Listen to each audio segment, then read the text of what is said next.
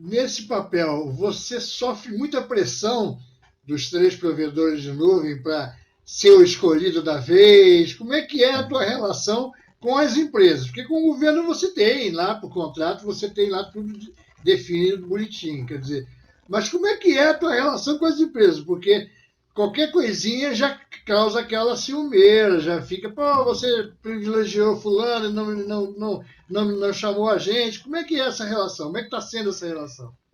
Eu vou repetir um termo que eu citei há pouco, é uma competição saudável, né? O que eu posso dizer é que a gente tem muito apoio dos três provedores. Isso é interessante a gente ver o apetite que as empresas, né? E foram três que ganharam, são três que estão dentro do nosso contrato, mas em fase de competição, foram todos os grandes players de nuvem globais que tiveram interesse nesse contrato. Então, mostra que o Brasil é um mercado a se explorar, mostra o potencial que a gente tem de crescimento. A gente sabe que isso, eu chamei ali de contrato versão 2, caminho sem volta, né? Os provedores sabem que eles precisam estar dentro desse jogo, porque o Brasil é o país de uma representatividade gigante no mercado de TI a nível mundial. Então, nós temos muito apoio, apoio executivo, apoio técnico, que demonstra esse interesse de investimento no país e nesse serviço que a gente está prestando para o governo, prestando para a sociedade. Então, é uma competição saudável,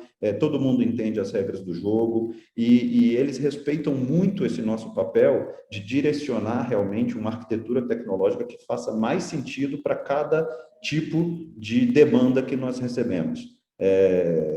Posso te dizer que não tem sido conflituoso como quem olha de fora pode achar que é. E em relação a governo, quer dizer, você tem o papel de ser o advisor para determinados órgãos que querem migrar para a nuvem, mas obviamente tem que ver a capacidade tecnológica dele para poder se inserir nesse contexto. Como é que tem sido essa relação com os organismos federais?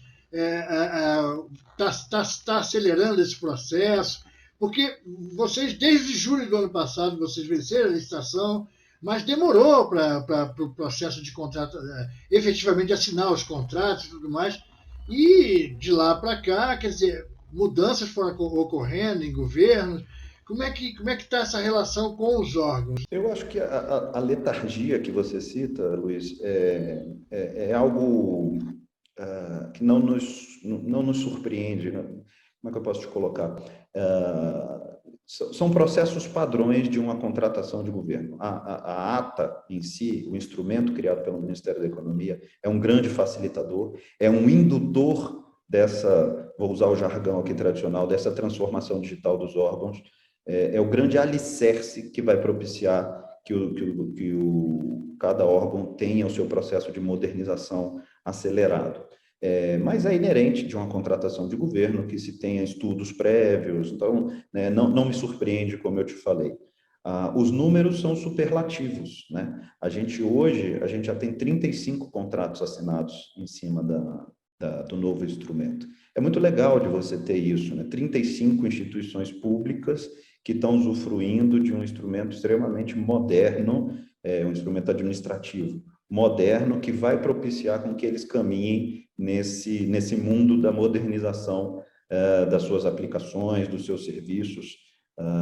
Então, sim, tem sido muito próspera a interlocução com os órgãos. Tem muito estudo, como eu falei que o papel do broker, isso aqui não é uma commodity.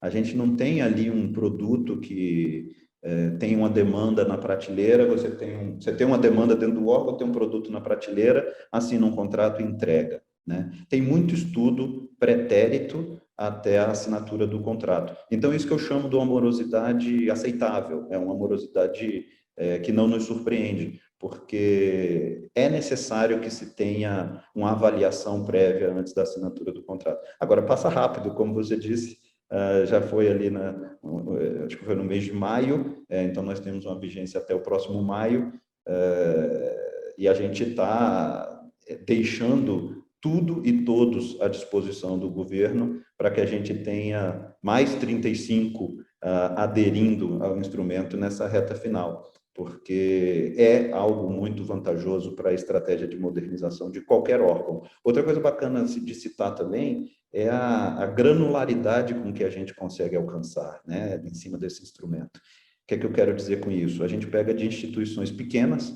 a gente tem prefeituras, a gente tem secretarias municipais, a gente tem muita instituição educacional, institutos federais, universidades, aderindo ao instrumento, e assim como a gente tem os gigantes aqui da administração direta, Poder Executivo, migrando também todos os seus sistemas estruturantes para a nuvem, né? Então, mostra que é um contrato democrático, tem espaço para todo mundo.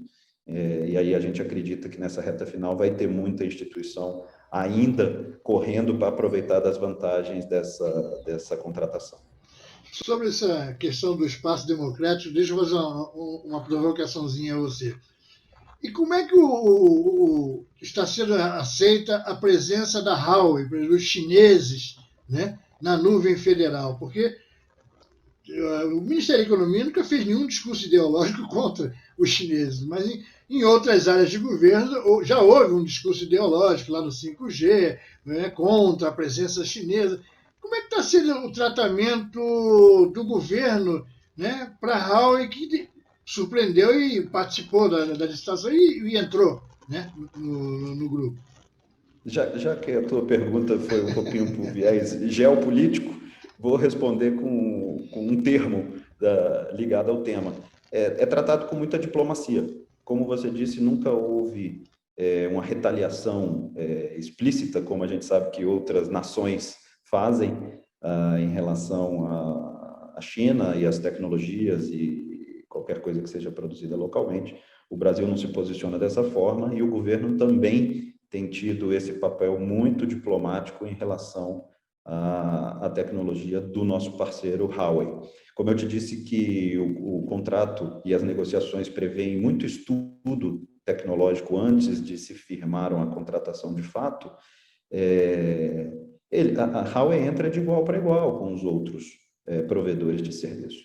E nós fazemos o papel agnóstico de tentar mostrar aonde cada provedor tem as suas competências e tem a maior adaptação àquele tipo de demanda que se apresenta.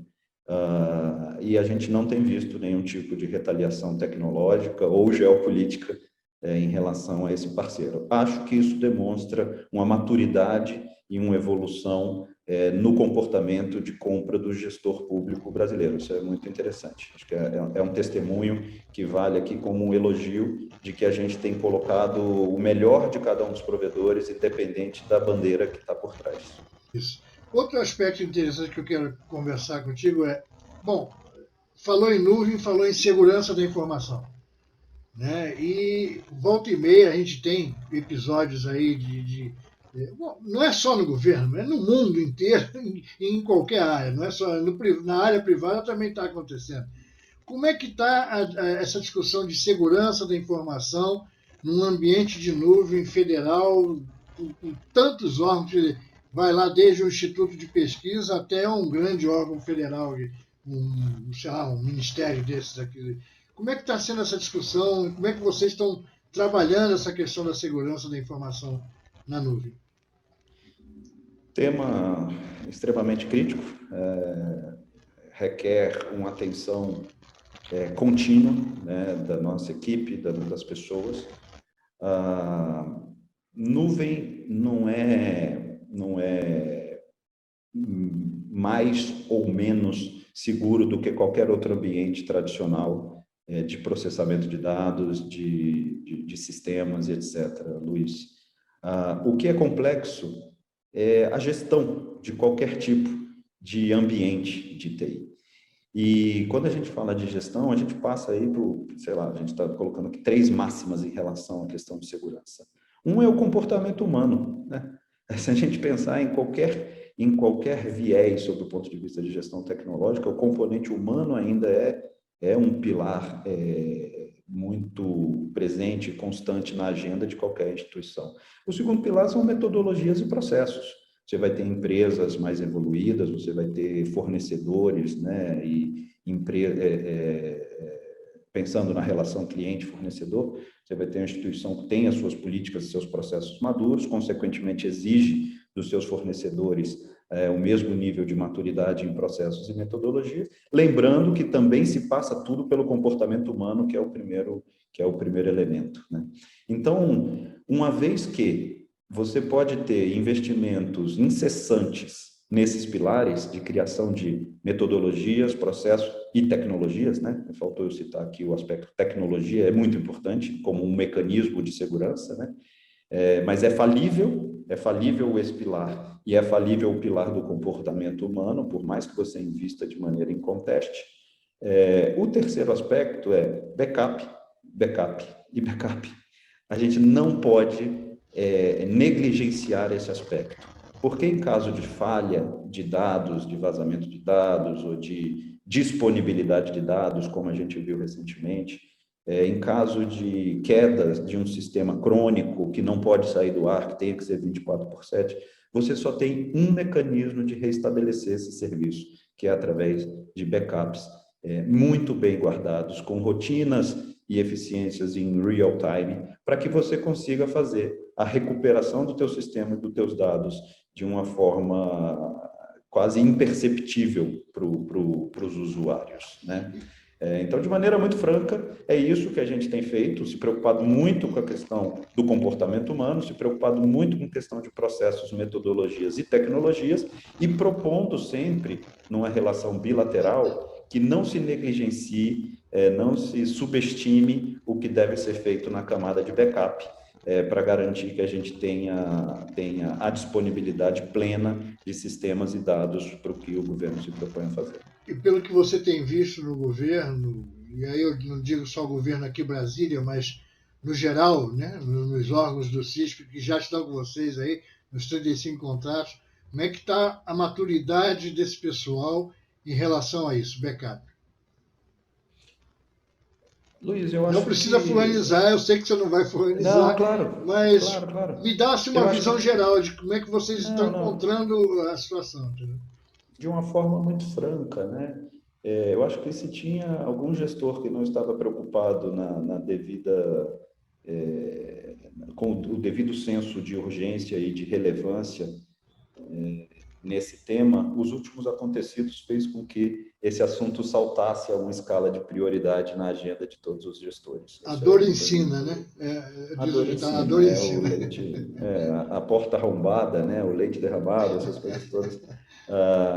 Então, realmente tem sido uma preocupação constante. Eu acho que é um assunto que não é mais irrelevante na agenda de nenhum órgão, de nenhum gestor. E a gente tem, no papel de advisor, né, no papel de contratado, a gente tem colocado a equipe e como esse instrumento ele pode sim ser usado da melhor maneira para garantir essa disponibilidade para todos os gestores. Mas sim, há uma maturidade grande e uma prioridade dentro da agenda de todos eles. A nuvem federal, ela tem em paralelo um concorrente federal que é a nuvem estatal, uma nuvem criada no modelo estatal. De alguma maneira isso conflita com vocês? Ou no final é todo mundo governo e está tudo bem? Dá para se conciliar as agendas? Como é que vocês estão lidando com isso? Veja, Luiz, a nuvem é um veículo, vamos chamar assim, ela é um instrumento, ele é um instrumento moderno, mas que repete muito do que se conviveu de ambientes híbridos na história da TI do governo brasileiro, né? Nós temos esse modelo de estatais de tecnologia, estatais de processamento de dados, tanto as federais quanto as estaduais, desde a década de 70. As PRODES estaduais, o SERPRO, a Dataprev, a Telebrás, são empresas que foram criadas ali no governo militar na década de 70 e sempre se conviveu mercado e empresas públicas de uma maneira harmônica, vamos dizer assim. A nuvem ela vem a ser um instrumento novo que repete o que aconteceu lá atrás. O SERPRO, a Dataprev, falando aqui da esfera federal, eles têm o seu papel institucional, eles têm o seu papel dentro de uma agenda nacional. os sistemas estruturantes, os sistemas de maior relevância de confidencialidade de dados, eles são a essência do porquê da existência de uma empresa estatal de TI, né? E a nuvem provida por essas empresas vai continuar hospedando esse tipo de sistema. Existem relações críticas umbilicais que faz sentido, desde a sua gênese, que tenha sido fechada dentro de uma redoma governo-governo, né? Ao mesmo tempo, a gente viu, você que acompanha de perto aqui, a gente viu que todos os ministérios, todas as autarquias, todos os tribunais têm os seus investimentos na sua TI, TI própria, né? Dentro do seu crescimento orgânico de provimento e desenvolvimento dos seus próprios sistemas. E aquilo rodava dentro dos seus ambientes, com seus investimentos próprios. Nem tudo era passado para as empresas estatais de TI. Então, a nuvem, Luiz, ela vem repetir esse movimento. O que é para ficar dentro de uma redoma de maior controle vai ser gerido por um SERPRA, por uma DataPrev, usando um instrumento novo, um veículo novo, como eu falei, que é a nuvem.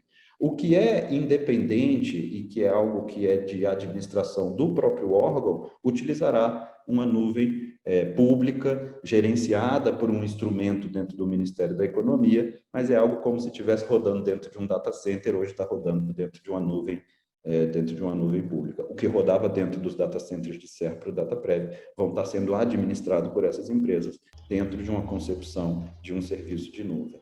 Então, essa analogia que eu faço, e não existe essa rixa, como às vezes tenta se explorar. Existe o espaço e o conceito por trás para que cada serviço vá para onde deve ser levado. Agora, do ponto de vista governo, quer dizer, gastos, né? Gastos públicos, né? A nuvem, você acha que é inevitável para qualquer governo, seja esse ou o próximo, ou se esse se repetir no próximo, quer dizer, é inevitável que o caminho natural seja a nuvem.